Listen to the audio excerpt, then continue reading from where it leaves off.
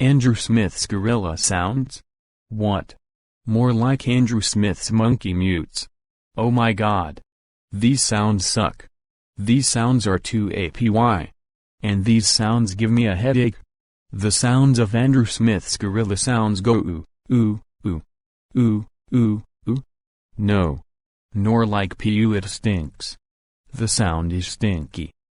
And it looks like Cuphead's animal sound it makes. I used to like these sounds, but now I don't. I like them since June 6, 2020, and I started hating them on November 10, 2020. I hope it gets shut down soon.